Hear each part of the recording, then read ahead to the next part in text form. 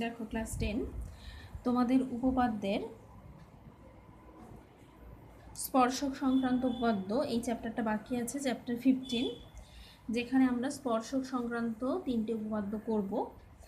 তো এখানে এটা আলোচনা করার আগে আমাদের জেনে নিতে হবে স্পর্শক কী, তাই তো। বৃত্তের স্পর্শক বলতে কি বোঝায়, শব্দটার মধ্যে দিয়েই বুঝতে পারছো স্পর্শ করে থাকে যে জিনিস সেটাই স্পর্শ। তো আমরা একটা বৃত্তের স্পর্শক কিভাবে পাচ্ছি, দেখো এটা একটা বৃত্ত। এবার আমি ধরো এর জ্যা অঙ্কন করছি। জ্যা মানে জানো, পরিধির ওপর যে কোনো দুটো বিন্দুকে যদি একটা সরল রেখা দ্বারা যুক্ত করা হয় তবে যে রেখাংশ উৎপন্ন হয় সেটা হলো জ্যা। এবার এই জ্যাটাকে আমি আস্তে আস্তে কি করছি, ছোট করছি। ছোট করছি বলতে দেখো কিভাবে আমরা পরিধির দিকে সরে আসছি, বাইরের দিকে। এইভাবে সরতে সরতে এই যে দুটো বিন্দু যখন একটা বিন্দুতেই মিলিত হয়ে যাবে, একই জায়গায় সমাপতিত হবে, তখন এই সরলরেখাটার বৃত্তের ভেতরে এইভাবে থাকবে না, এটা কি হয়ে যাবে, এরকম বাইরে বেরিয়ে আসবে। অর্থাৎ সরলরেখা অঙ্কন করতে গেলে সেটা একটা বিন্দুতে পরিণত হবে এবং দুদিকে বাড়িয়ে দিলে দেখা যাবে এক বৃত্তের পরিধির ওপর যে কোনো একটা বিন্দুকে স্পর্শ করে সরলরেখাটা দুদিকে বর্ধিত করা যাচ্ছে। তো এই সরলরেখাটাকে বলা হয় বৃত্তের স্পর্শ। অর্থাৎ বৃত্তের পরিধির ওপর অবস্থিত যে কোনো একটা বিন্দু দিয়ে অঙ্কিত একটা সরলরেখা যদি আর অন্য কোনো বিন্দু দ্বারা বৃত্তটাকে ছেদ না করে তবে সেই সরলরেখাটা হয়ে যায় বৃত্তের স্পর্শক। এইবারে স্পর্শক অনেক হতে পারে। দুটো বৃত্ত যদি অঙ্কন করি, একটা বৃত্তের তো অসংখ্য স্পর্শ আঁকতে পারি, অর্থাৎ পরিধির ওপরে যত বিন্দু আছে প্রত্যেকটা বিন্দুতে একটা করে স্পর্শক অঙ্কন করা যায় এবং একটা বিন্দু দিয়ে একটাই স্পর্শক অঙ্কন করা যায়। তো যেহেতু পরিধির উপরে অসংখ্য বিন্দু আছে তো একটা বৃত্তের অসংখ্য স্পর্শক অঙ্কন করা যায়। এবার যখন সাধারণ স্পর্শকের কথা হবে, সাধারণ স্পর্শক মানে ধরো দুটো বৃত্ত আছে, ধর আমি দুটো বৃত্ত আঁকলাম। এবারে এমন একটা স্পর্শক যা কিনা দুটো বৃত্তকেই স্পর্শ করে আছে, অর্থাৎ এমন একটা সরলরেখা যা কিনা দুটো বৃত্তকেই স্পর্শ করে আছে, তাকে বলা হবে সাধারণ স্পর্শক। তো সাধারণ স্পর্শক দুটো হতে পারে, একটা হচ্ছে দুরকম হয়, একটা হচ্ছে সরল সাধারণ স্পর্শক আর একটা তির্যক সাধারণ স্পর্শক। এবারে আমি এখানে একটা স্পর্শক আঁকছি, দেখো এটাকে আমি বলবো সরল সাধারণ স্পর্শক। এটা যদি স্পর্শক হলো না, এটা ছেদ করে গেল। এই একটা সরল রেখা আমি আঁকলাম। কেমনভাবে আঁকছি দেখো, সরল রেখা স্পর্শ করেছে বৃত্ত দুটোকে, দুটো বৃত্তই সরলরেখার একই দিকে অবস্থিত। অর্থাৎ একটা স্পর্শকের একই দিকে যদি দুটো বৃত্ত থাকে তবে সেই স্পর্শককে বলা হয় সরল সাধারণ স্পর্শক। দুটো বৃত্ত যদি থাকে তবে দুটো বৃত্তের দুটো সরল সাধারণ স্পর্শক অঙ্কন করা যায়। দেখো আমি ওপর দিয়েও ঠিক একই রকমভাবে আরেকটা স্পর্শক অঙ্কন করতে পারতাম। তো দুটো বৃত্ত যদি পরস্পরকে স্পর্শ না করে বা স্পর্শ যদি করেও থাকে তবে সেক্ষেত্রে দুটো সরল সাধারণ স্পর্শক অঙ্কন করা যায়। এবার এমন হতে পারে যে বৃত্ত দুটো পরস্পরকে স্পর্শ করেনি, এরকমই আছে, তাহলে সেক্ষেত্রে কটা তির্যক স্পর্শক অঙ্কন করা যায়। তো আমি দেখো একটা স্পর্শক অঙ্কন করছি এইভাবে, এটা তির্যক কেন, দেখো সরল রেখার দুদিকে অবস্থিত, এটা যদি বাম দিকে হয় এই বৃত্তটা আছে ডান দিকে, তাহলে এই যে স্পর্শকটা আমি অঙ্কন করলাম এটাকে বলা হয় তির্যক সাধারণ স্পর্শক। সাধারণ কেন, কারণ দুটো বৃত্তেরই স্পর্শক তাই সাধারণ, আর তির্যক যেহেতু স্পর্শকটার দুদিকে বৃত্ত দুটো অবস্থিত, তাহলে এটাও একটা তির্যক সাধারণ স্পর্শক। বোঝা গেল, এটাও একটা তির্যক সাধারণ স্পর্শক। এবার তার মানে যদি এরকম দুটো বৃত্ত থাকে যারা পরস্পরকে ছেদ করেনি বা স্পর্শ করেনি, তাদের কিন্তু দুটো সরল সাধারণ স্পর্শক এবং দুটো তির্যক সাধারণ স্পর্শক অঙ্কন করা যায়। তার মানে টোটাল কটা স্পর্শক হলো, 4টে সাধারণ স্পর্শক অঙ্কন করা যায় যদি বৃত্ত দুটো পরস্পরকে স্পর্শ বা ছেদ না করে। এবার যদি এরকম হয় যে দুটো বৃত্ত পরস্পরকে স্পর্শ করে আছে, তাহলে সেক্ষেত্রে কি আর এরকমভাবে তির্যক স্পর্শক অঙ্কন করা যাবে, যাবে না। আমি যদি এখান থেকে একটা স্পর্শক আঁকার চেষ্টা করি সেটা অবশ্যই দ্বিতীয় বৃত্তকে ছেদ করে যাবে। তো এক্ষেত্রে আমি একটা তির্যক স্পর্শক অঙ্কন করতে পারি, এই যে স্পর্শবিন্দু আছে সেই স্পর্শবিন্দু দিয়ে যদি একটা সরল রেখা টানি যা কিনা দুটো বৃত্তকে স্পর্শ করে থাকবে, তবে সেটা হবে তির্যক সাধারণ স্পর্শক, কারণ এটা একটা আছে বাম দিকে একটা বৃত্ত আছে ডান দিকে, সুতরাং এটা একটা তির্যক সাধারণ স্পর্শক কিন্তু একটাই। তাহলে দুটো বৃত্ত যদি পরস্পরকে স্পর্শ করে থাকে সেক্ষেত্রে একটাই মাত্র তির্যক সাধারণ স্পর্শক অঙ্কন করা যাবে। কিন্তু সরল সাধারণ স্পর্শক এক্ষেত্রেও দুটো, ঠিক আছে, এক্ষেত্রেও সরল সাধারণ স্পর্শক দুটো অঙ্কন করা যাবে। এবার ধরো এই যে স্পর্শটা এটা বহিঃস্পর্শ করে আছে, যদি বহিঃস্পর্শ না করে অন্তঃস্পর্শ করে, মানে একটা বড় বৃত্ত আর একটা ছোট বৃত্ত আর একটা বৃত্তের ভেতরে, একটা বৃত্ত আর একটা বৃত্তের ভেতরে ঢুকে আছে, এরকম যদি হয় সেক্ষেত্রে এটা স্পর্শবিন্দু, এই স্পর্শবিন্দু দিয়ে আমি এমন একটা সরল রেখা আঁকলাম, তো এটাও কিন্তু সরল সাধারণ স্পর্শক হলো। এক্ষেত্রে এটা তির্যক সাধারণ স্পর্শক নয়, এটা সরল সাধারণ স্পর্শক, কারণ স্পর্শকের একই দিকে অবস্থিত বৃত্ত দুটো। তাহলে অন্তঃস্পর্শ করলে এই যে সাধারণ স্পর্শক, এই একটাই স্পর্শক অঙ্কন করা যাবে, সাধারণ স্পর্শক, আর কিন্তু সাধারণ স্পর্শক অঙ্কন করা যাবে না, কারণ এই ভেতরের বৃত্তটার যে কোনো বিন্দুতেই তুমি স্পর্শক অঙ্কন করো না কেন, তা বাইরের এই বড় বৃত্তটাকে অবশ্যই ছেদ করবে, কখনোই স্পর্শ করবে না। আর এই বাইরের বৃত্তের যে কোনো বিন্দুতে আমি যদি স্পর্শ অঙ্কন করি তার সঙ্গেই ছোট বৃত্তটার কোনো সম্পর্ক থাকবে না, শুধুমাত্র এই বিন্দুতে অঙ্কিত স্পর্শকটাই দুটো বৃত্তেরই স্পর্শক হবে। তাই এরকম ক্ষেত্রে, অর্থাৎ যে ক্ষেত্রে অন্তঃস্পর্শ, সেক্ষেত্রে একটাই মাত্র সাধারণ স্পর্শক অঙ্কন করা যায়, সেক্ষেত্রে আর অন্য কোনো সাধারণ স্পর্শক অঙ্কন করা যায় না। তাহলে যদি এরকম বলা হয় যে দুটো বৃত্ত পরস্পরকে যদি স্পর্শ না করে থাকে, অর্থাৎ বিচ্ছিন্ন হয়, তাহলে সেক্ষেত্রে ম্যাক্সিমাম কটা স্পর্শক অঙ্কন করা যেতে পারে, সেক্ষেত্রে ম্যাক্সিমাম চারটে স্পর্শক অঙ্কন করা যেতে পারে, দুটো সরল এবং দুটো তির্যক। আচ্ছা, এবার যদি এরকম হয় যে দুটো বৃত্ত পরস্পরকে ছেদ করে আছে, এরকমভাবে আছে, সেক্ষেত্রে কটা সাধারণ স্পর্শক অঙ্কন করা যাবে, সেক্ষেত্রেও কিন্তু দুটো সাধারণ স্পর্শক অঙ্কন করা যাবে। এই যে দুটো বৃত্ত এদেরকে সরল সাধারণ স্পর্শক, দুটো সরল সাধারণ স্পর্শক অঙ্কন করা যাবে, আর কিন্তু কোনো তির্যক সাধারণ স্পর্শক অঙ্কন করা যাবে না এক্ষেত্রে। তাহলে বিভিন্ন ধরনের কেসে কিভাবে আমরা সাধারণ স্পর্শ অঙ্কন করছি সেটা আমরা দেখে নিলাম। এবার আমরা চলে আসব আমাদের উপপাদ্য। তো প্রথম উপপাদ্যটা খুবই সোজা। প্রথম উপপাদ্য অর্থাৎ 208 পাতায় যে উপপাদ্যটা আছে, উপপাদ্য তোমাদের থিওরাম 40 বলেছে বৃত্তের যে কোনো বিন্দুতে অঙ্কিত স্পর্শ এবং ওই স্পর্শবিন্দু হবে ব্যাসার্ধ পরস্পর লম্ব হয়। আমি উপপাদ্যর স্টেটমেন্টটা লিখছি না, ছবিটা আঁকছি। বলেছে যে কোনো একটা বৃত্তের স্পর্শক, আমি এখানে পেন দিয়ে আঁকছি, পেন্সিল দিয়ে আঁকলে অনেকটা অস্পষ্ট হয়, তোমাদের ভিডিওতে দেখতে অসুবিধা হবে, সেই জন্য আমি পেন দিয়ে আঁকছি। তোমরা কিন্তু উপপাদ্যের ছবি অবশ্যই পেন্সিল দিয়ে আঁকবে, কখনোই পেন দিয়ে আঁকবে না, আর কম্পাস ইউজ করে বৃত্তটা অঙ্কন করবে। তো আমি এখানে কি করছি দেখো, একটা স্পর্শক অঙ্কন করলাম, ঠিক আছে, একটা স্পর্শক অঙ্কন করলাম। এইবার বলা হয়েছে যে এই যে স্পর্শবিন্দুগামী বৃত্তের তো অসংখ্য ব্যাসার্ধ থাকে, তো আমি এই স্পর্শবিন্দু দিয়েই একটা ব্যাসার্ধ আঁকছি, এটা ধরে নিলাম কেন্দ্র, আমি স্পর্শবিন্দু দিয়েই ব্যাসার্ধটা আঁকছি, অন্য বিন্দুতে ব্যাসার্ধ আঁকছি না, এই স্পর্শবিন্দু দিয়ে যাবে এবং এই স্পর্শবিন্দু আর এই কেন্দ্রকে যুক্ত করে ব্যাসার্ধ আঁকলাম। আমাকে প্রমাণ করতে হবে এই যে ব্যাসার্ধটা, এই ব্যাসার্ধ এবং এই স্পর্শকটা পরস্পর লম্ব। কিভাবে আমরা সেটা প্রমাণ করব? আমি ধরো এটার নাম দিয়ে দিলাম এবি, সরলরেখা, পি বিন্দুতে স্পর্শকটা অঙ্কন করা হয়েছে, আর ও হলো বৃত্তের কেন্দ্র।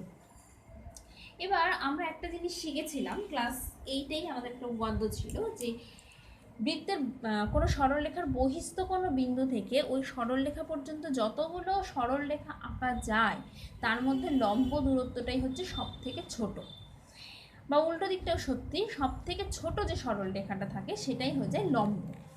এবার আমি কি করব, এই এবি সরলরেখার ওপর যে কোনো স্থানে অপর একটা বিন্দু কিউ নিয়ে নিলাম। আমি তোমাদের এটা বোঝাচ্ছি, লেখাটা বই থেকেই লিখতে পারবে, তাই আমি পুরোটা কিন্তু লিখছি না, এটা আমাদের অঙ্কন। কী করলাম, এবি সরলরেখার ওপরে কিউ যে কোনো একটা বিন্দু নিলাম, ও আর কিউকে যুক্ত করে দিচ্ছি। তো ও আর কিউকে যুক্ত করে দেওয়ার ফলে সেটা কি করছে, বৃত্তকে আর বিন্দুতে ছেদ করছে।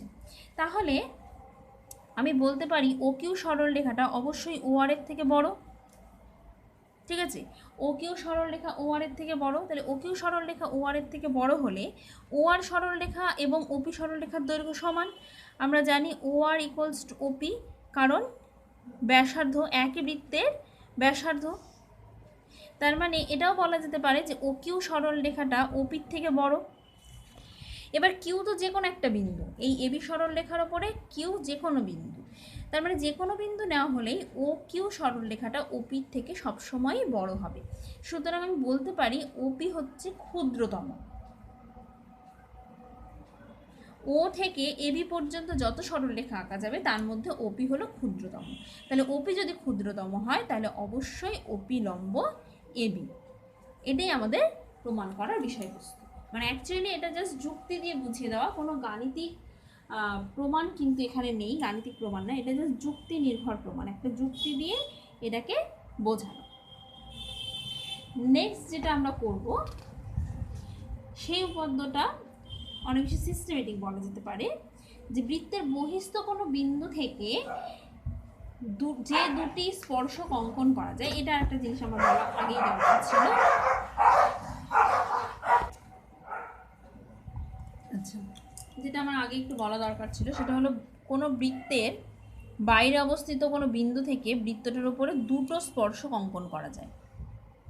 যেরকম আমি বলেছিলাম বৃত্তের উপর অবস্থিত যে কোনো একটা বিন্দু থেকে একটা স্পর্শ অঙ্কন করা যায়, সেরকমই যদি বিন্দুটা বৃত্তের বাইরে হয়, বৃত্তের পরিধির উপরে না থাকে, তাহলে সেই বিন্দু থেকে বৃত্তের উপরে দুটো স্পর্শ অঙ্কন করা যায়।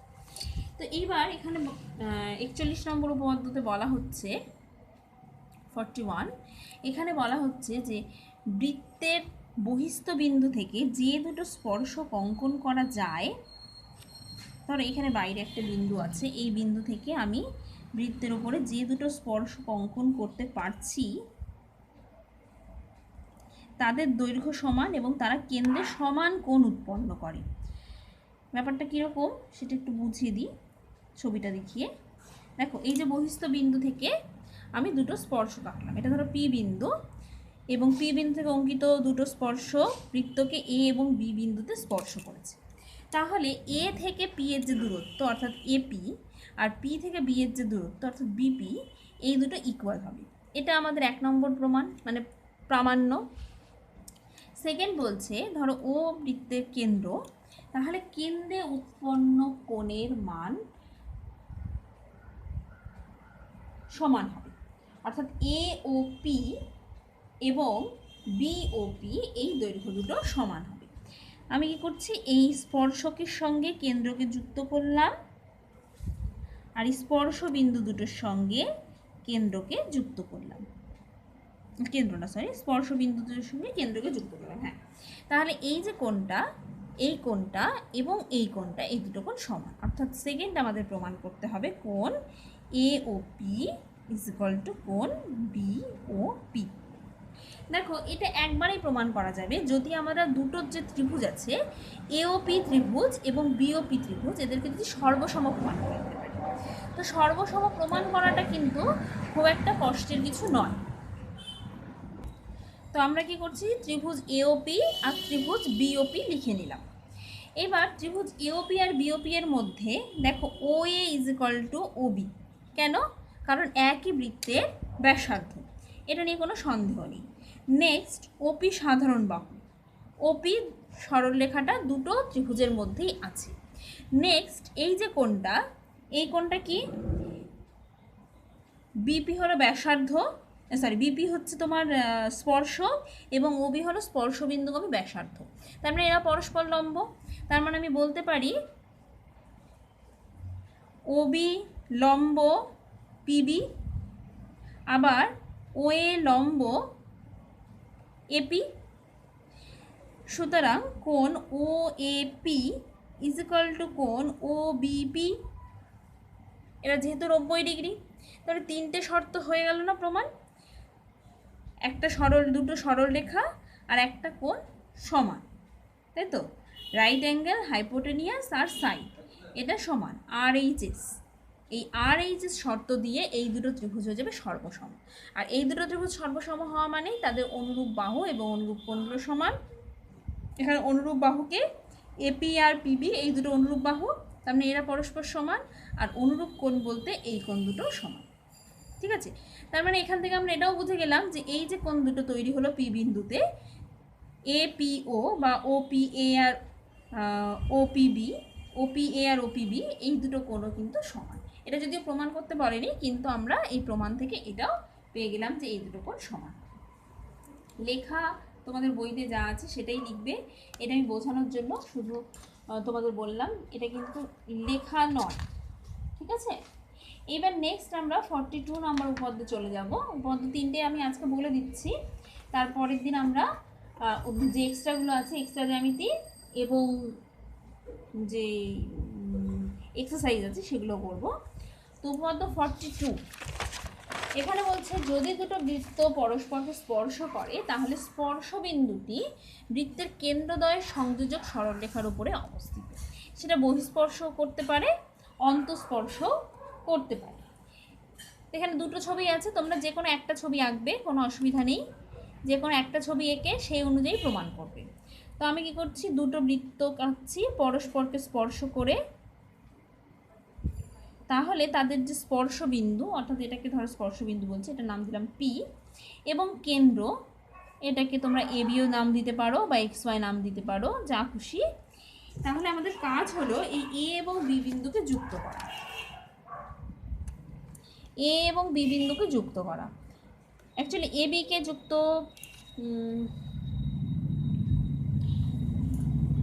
করার সময় যেটা লিখতে হবে, আমরা তো জানি না যে এ বিটা একই সরলরেখায় থাকবে। তো আমি কি করব, এর সঙ্গে পি কে জুড়ব, বি এর সঙ্গে পি কে জুড়বো, জুড়ে দেখাবো যে এই এ পি এবং বিপি এরা একটাই সরলরেখা। বোঝা গেল? আমি আবার বলছি, এর সঙ্গে পি কে যুক্ত করব, বির সঙ্গে পি কে যুক্ত করব, করে দেখাবো যে এপি এবং বিপি একই সরলরেখা। তো অঙ্কন এখানে কি হবে, অঙ্কনটা হচ্ছে আমাদের দেখাতে যেহেতু হচ্ছে এ পি আর বি সমরেখ, তো আমি অঙ্কনই করলাম যে এ এবং পি যুক্ত করছি, বি এবং পি যুক্ত করছি, এটা আমাদের অঙ্কন। আর একটা জিনিস আমি যেটা করব সেটা হচ্ছে স্পর্শকটা অঙ্কন করব, পি বিন্দুতে সাধারণ স্পর্শকটা অঙ্কন করে নেব। এটা তোমরা অঙ্কনের মধ্যে লিখে নিতে পারো, বইতে যদি ওটা লেখা নেই তোমরা লিখে নিতে পারো যে পি বিন্দু দিয়ে একটা সাধারণ স্পর্শক XY অঙ্কন করা হলো, পি বিন্দু দিয়ে একটা সাধারণ স্পর্শক XY অঙ্কন করা হলো। তাহলে প্রথম আমরা 40 নম্বর উপপাদ্যে কী পড়েছিলাম, যে এপি 40 নম্বর উপপাদ্য অনুসারে আমরা বলতে পারি যে এপি লম্ব XY, তাই তো। XYটা স্পর্শক, আর এপি সরলরেখাটা অবশ্যই স্পর্শকের উপর লম্ব হবে, স্পর্শক বিন্দুময় ব্যাসার্ধ। তাহলে এপি লম্ব XY, আবার একই রকমভাবে বিপি লম্ব XY। এবার আমরা জানি যে একটা সরলরেখার ওপরে একটা বিন্দুতে একটাই মাত্র লম্ব অঙ্কন করা যায়, তাই তো। আমি যদি একদিকে আঁকি একটা লম্ব আঁকবো, আবার এই সরলরেখা দিয়েই আমি বাড়িয়ে দিলে এটা হয়ে যাবে আর একটা লম্ব। কিন্তু যদি দুদিকে হয়, দুটো ভিন্ন ভিন্ন সরলরেখা কিন্তু হতে পারবে না। এইদিকে যদি এদিকে বাঁকিয়ে দিই, ভিন্ন সরলরেখা ভাবে এটা লম্ব হবে, সেটা কিন্তু কখনোই সম্ভব নয়, তাই তো। তার মানে আমরা জানি কোনো সরলরেখার উপরে একটা বিন্দুতে একটাই মাত্র লম্ব অঙ্কন করা যায়। তার মানে এই যে এপি সরলরেখা আর বিপি সরলরেখা এরা একই সরলরেখা, ঠিক আছে। এপি সরলরেখা এবং বিপি সরলরেখা একই সরলরেখা হতে হবে। তাহলে পি বিন্দুতে, একটাই বিন্দুতে পি বিন্দুতে দুটো লম্ব এপি এবং বিপি, তাহলে এরা নিশ্চয়ই আলাদা আলাদা সরলরেখা হবে না, এরা একই সরলরেখা। তাহলে একই সরলরেখা হলে এপি আর পিবি একই সরলরেখা যদি হয়, একই সরলরেখা যদি হয়, তাহলে অবশ্যই এ পি এবং বি এরা কী হবে, সমরেখা হয়ে যাবে। বোঝা গেল? তাহলে এইভাবে আমরা প্রমাণটা করলাম। এই স্পর্শক সংক্রান্ত উপপাদ্যগুলো কিন্তু খুবই সোজা এবং এগুলো প্রমাণ করাটাও খুব বেশি কষ্টকর নয়। তো তোমরা এই উপপাদ্যগুলো একবার পড়বে, তারপরে আমরা নেক্সট ভিডিওতে MCQ SQগুলো আলোচনা করব এবং এক্সট্রা জ্যামিতিগুলো নিয়ে আলোচনা করব।